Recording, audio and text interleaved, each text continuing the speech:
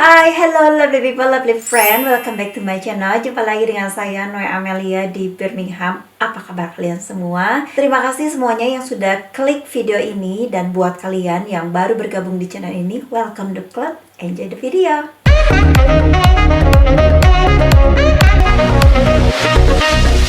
Seperti kemarin beberapa waktu yang lalu saya buka Q&A, kan udah lama banget kita nggak ngadain Q&A di channel ini. Jadi saya kemarin mention di Instagram juga community bagi siapapun yang mau bertanya, dan saya sudah saring ya pertanyaan-pertanyaan yang mau saya jawab di sini. So, sebelum saya ke pertanyaan-pertanyaan apa saja yang akan saya bacakan, lupa subscribe-nya dulu ya teman-teman ya. Ini pertanyaan yang memang tidak mengandung politik, sara, atau yang memojokkan yang lain atau gimana gitu ya. Jadi pertanyaan-pertanyaan yang memang bersangkutan di channel ini. Kehidupan di luar negeri, nama Inggris, dan pernikahan campur. So, bagi kalian yang memang tertarik dengan info-info pernikahan campur antara Indonesia dengan Inggris, dan bagaimana sih kehidupan di Inggris itu, nah kalian tepat ada di channel ini. Kita bacakan ke pertanyaan yang pertama. Ini pertanyaannya dari Ayurindi. Aku sekarang lagi menjalin hubungan LDR sama babang bule Inggris dan cukup serius. Kita belum ketemu langsung karena COVID ini. Jadi dia belum bisa ke Indo. Tapi kita intens chat dan sometimes video call. Saya mau tanya mengenai persyaratan tinggal di Inggris, apakah ribet dan juga bagaimana cara mendapatkan izin kerja di sana? Karena saya orangnya nggak betah kalau nggak kerja. Please advice-nya ya Mbak. Mbak Aurel, makasih banget. Oke, ini pertanyaannya ada beberapa pertanyaan ya, dari satu tapi banyak. Pertama, persyaratan tinggal di Inggris. Oke, persyaratan untuk tinggal di Inggris ya. Sebetulnya saya sudah bikin persyaratan untuk tinggal di Inggris ya, visa ya, tentu surat izin. Gimana sih cara mendapatkan surat izin itu? Syaratnya apa aja? Saya sudah bagi vlognya mengenai post visa namanya, kalau kita Indonesia menikah dengan British dan kita mau tinggal di Inggris. Kalau yang saya kan itu yang 8 tahun yang lalu. Nah, kalau sekarang silahkan ke websitenya, syarat-syarat apa aja yang dibutuhkan untuk yang baru ya, yang terbaru. Soalnya kalau saya kan udah lama, dan peraturan-peraturannya juga ada sedikit perubahan gitu. Jadi harus tahu terupdate-nya. Gimana cara mendapatkan izin kerja di sana? Nah, kalau izin kerja, kalau kita sudah di Inggris, sudah megang spouse visa, kita diizinkan untuk bekerja buat siapapun yang nanti calon kalian itu calonnya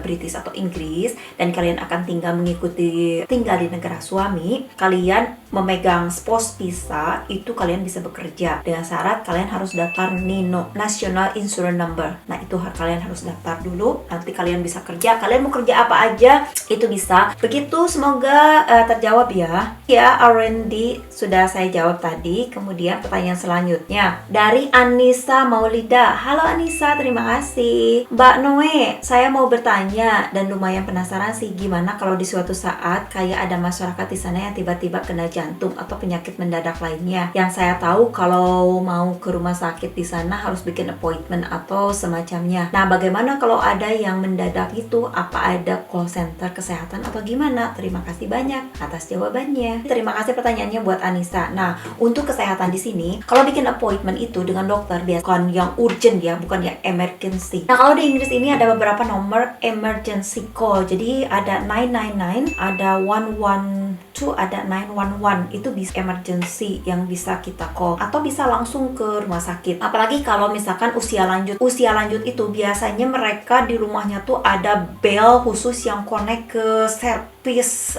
urgent service. Kayak dulu ibu mertua di ruang tengah di kamar, jadi ada bel langsung. Jadi kalau kita pencet bel kayak gitu, itu langsung ke service urgent yang seperti rumah sakit. Pokoknya emergency call lah gitu. Jadi langsung antisipasinya udah tahu gitu. Yang pencet bel di lokasinya di mana, itu cepet banget. Nah, kalau yang namanya appointment, kita harus appointment itu yang standar. Kayak dokter setiap area kan kita punya yang namanya GP, General Practice. Nah, itu dokter yang menangani setiap area. Nah, itu kalau misalkan kita hanya mau cek kesehatan kita, itu memang bikin appointment dulu gitu. Jadi nggak bisa langsung datang ke situ ngambil antrian, nggak seperti itu. Jadi kita harus bikin appointment dulu melalui call atau melalui app. Nah, kalau yang urgency yang kayak tiba-tiba serangan jantung atau gimana, yaitu ada emergency service-nya begitu. Terima kasih ya Anissa. Kemudian nextnya ada Irma Cahya. Halo Mbak Irma, Aku mau tanya, masalah rasis kan aku berhijab. Insya Allah kalau masih ada umur dan rezeki saya nanti setelah menikah pasti ke Inggris. Entah kapan, saya ada niatan pakai niqab, hijab yang tertutup daerah muka, hanya kelihat mata aja. Kira-kira bakal susah beradaptasi enggak ya teh? Pikiran itu selalu muter di kepalaku. Makasih Mbak Irma pertanyaannya. Jauh saya tinggal di Inggris, saya lihat banyak sekali yang memakai cadar ya, begitu banyak sekali. Dan tidak masalah kok kalau saya lihat gitu, nggak masalah.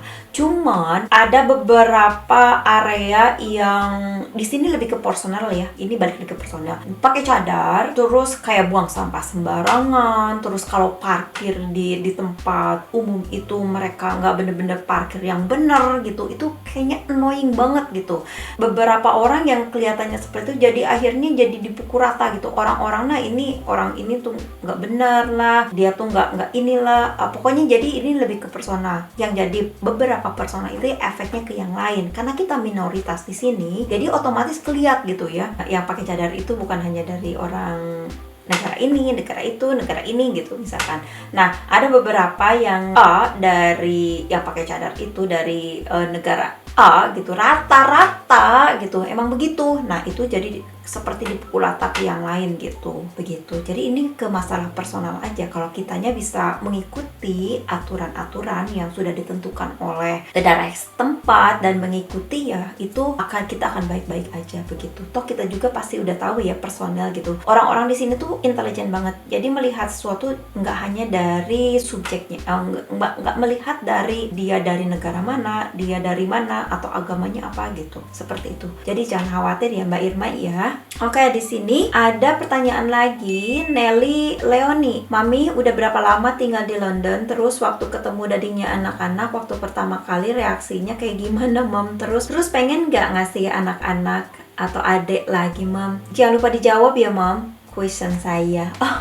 Terima kasih Mbak Nelly. Nah, berapa lama saya tinggal di London? Saya nggak tinggal di London, saya tinggal di Birmingham. Jadi London ke Birmingham itu sekitar 2 jam kalau kita memakai kendaraan. Saya tinggal di Birmingham ini hampir sudah lebih dari 6 tahun. Saya sudah permanent resident di sini, tapi bukan warga British ya, bukan British citizen, tapi saya permanent resident. Maksudnya tinggal menetap di sini, begitu. Nah, untuk reaksi pertama kali dari Lawson dulu, reaksinya biasa aja sih, nggak gimana gitu. Cuman dia bilang pertama kali ketemu nggak sesuai ekspektasi katanya. Karena kalau saya kan dari Lawson kan taunya saya tuh dulu tuh saya kan model ya gitu. Maksudnya kalau lihat di foto kan kelihatan tinggi, kelihatan gimana. Pas ketemu aslinya ternyata kecil, ternyata nggak tinggi banget gitu. Itu aja. Tapi surprise-nya adalah katanya bilangnya saya lebih sweet dari yang ya cuman ngobrol gitu. Saya lebih karena kalau ngobrol itu saya lebih tegas, tapi kalau aslinya katanya lebih santai gitu.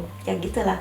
Nah, kalau nambahin adik-adik lagi buat anak-anak, jujur kalau lihat dari situasi kondisi di sini, kalau saya pribadi memang agak-agak berat karena saya nggak punya family support di sini. Nggak kayak di Indonesia. Kalau di Indonesia itu satu keluarga itu kumpul saling bahu-membahu gitu ya. Nah, kalau di sini nggak semua, cuman kalau saya pribadi, keluarga dari Lawson atau keluarga suami itu tidak seperti sekental keluarga saya di Indonesia gitu. Jadi saya udah nggak punya mertua, saya nggak punya ibu mertua, saya nggak punya bapak mertua. Jadi saya cuma punya ipar, adik ipar, dan kakak ipar. Itu pun sudah pada tinggal jauh. Jadi nggak ada bener-bener family support yang bisa ngehandle anak-anak gitu ya.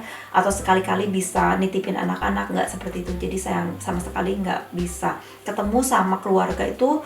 Misalkan setahun sekali, sekarang tuh udah, kalau dulu kan waktu masih ada ibu mertua masih adalah momen-momen ketemu. Nah sekarang ibu mertua sudah nggak ada, jadi momennya kalau kita ketemu ya paling Christmas aja gitu, waktu holiday gitu, Christmas holiday. Nah itu untuk saat ini, untuk memanage waktu, memanage semua, jujur aja 2 cukup, belum ada niatan buat tambah lagi. Kalau misalkan kalau kita sebagai orang tua, kalau kita punya anak itu hanya kasih makan aja, kewajiban kita sebagai orang tua itu hanya kasih makan aja. Saya akan jujur, saya pengen banget punya anak selusin atau 2 gitu. Tapi kan kewajiban kita itu terhadap anak-anak itu tanggung jawabnya besar, terutama pendidikan, moral, agama gitu kan ya, mental, itu banyak sekali. Jadi berat kalau buat saya gitu, karena jujur aja saya suruh sendiri, dan di luar negeri nggak bisa kayak di Indonesia kita bayar orang tinggal di rumah, babysitter gitu ya, tinggal di rumah, terus pembantu atau asisten rumah tangga nggak seperti itu. Kita nggak seperti itu karena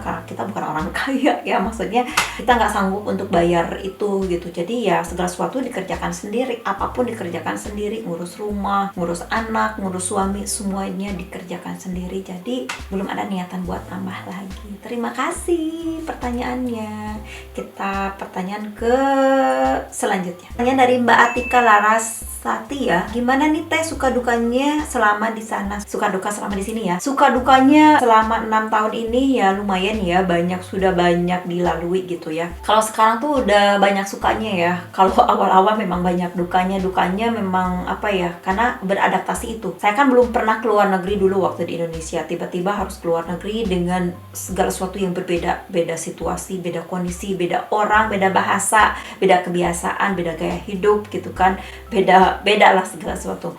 Jadi saya tuh membutuhkan hampir setahun lah untuk beradaptasi di mana saya tinggal. Terus saya harus beradaptasi dengan cuaca juga ya. Kalau di Indonesia kan cuacanya paling hujan, panas gitu. Kalau di sini kan ada 4 cuaca yang memang harus bener-bener beradaptasi, dan ada culture lainnya. Nah itu memang agak sedikit butuh perjuangan keras saat itu. Tapi kalau sekarang sih udah lumayan. Kalau sukanya banyak. Kenapa saya suka di sini? Satu, dari pendidikan, jaminan kesehatan, terus kebersihan kota. Terus di sini tuh saya belajar banyak, bisa belajar lebih banyak lagi, belajar lebih mandiri lagi. Terus saya bisa menyambangi negara-negara Eropa lainnya dengan dekat sekali jarak gitu. Jaraknya dekat sekali dari sini gitu. Terus saya bisa mempelajari hal-hal yang baru gitu. Kalau dukanya sih ya memang kangen aja sih, kangen ke family, kangen banget sama keluarga. Dukanya pada awal-awal sih sebetulnya ya duka, kalau sekarang sih udah nggak ada. Dukanya ya memang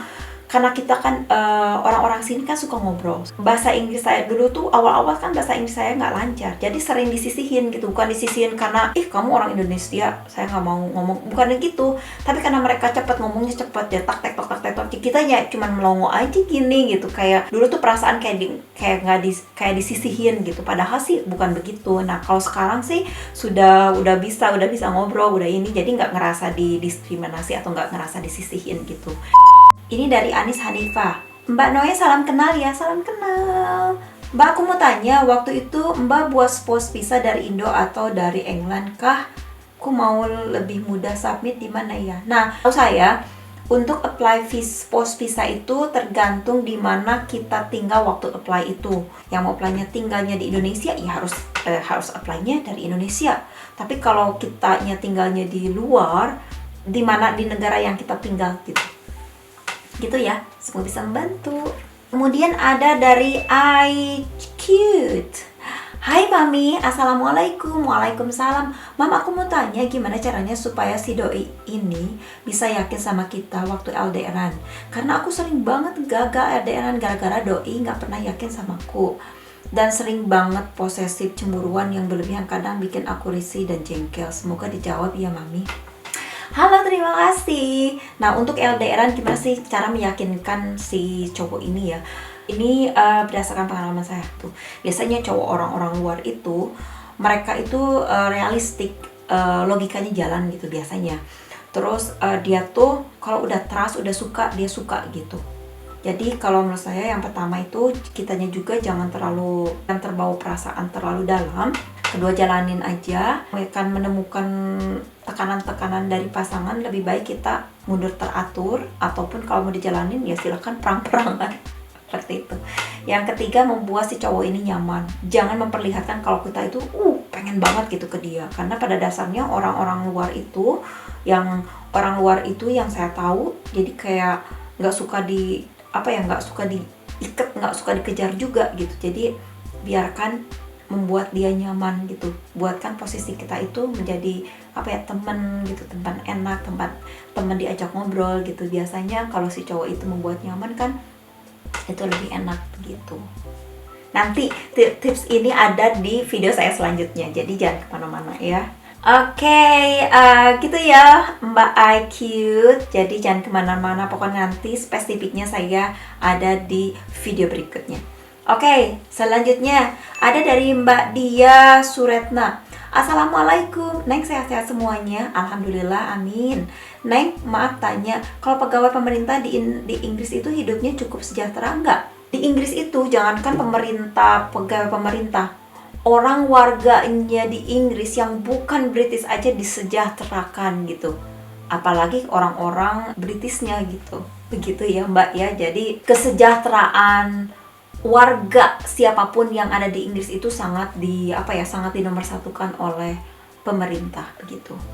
Nah, untuk sementara itu dulu ya teman-teman pertanyaannya, karena ada beberapa, mungkin saya nanti akan sesi kedua ya untuk mempersingkat waktu. Oke, terima kasih buat semuanya yang sudah ngasih pertanyaan, berpartisipasi. Terima kasih banyak. Yang belum saya bacakan, saya insya Allah di sesi kedua saya akan bacakan. Untuk teman-teman, mudah-mudahan yang tadi saya jawab bisa menjawab pertanyaan-pertanyaan kalian, dan semoga bisa bermanfaat buat siapapun yang membutuhkan. Sekali lagi terima kasih yang sudah nonton. Kalau kalian suka dengan videonya, silahkan jangan lupa di like, share ke teman-teman kalian atau sosial media yang kalian punya, dan jangan lupa di subscribe, komen dong di bawah ini ya teman-teman, gimana tanggapan kalian. Kalau kalian ada poin-poin yang untuk ditambahkan, silahkan kolom komentar. Kita ketemu lagi di video berikutnya. Have a good day. Bye.